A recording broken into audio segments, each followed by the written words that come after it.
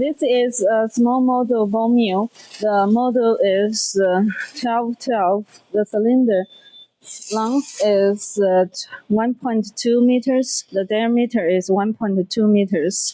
This is the feeding port, gearbox, grinder head, cylinder. This is the feeding port for the steel balls. Inside the cylinder, there is a layer of linen, which made of high manganese steel.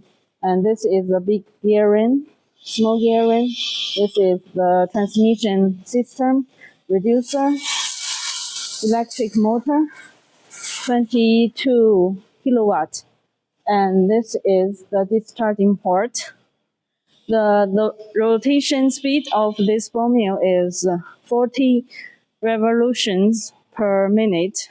The production capacity is 1 to 1.5 tons per hour.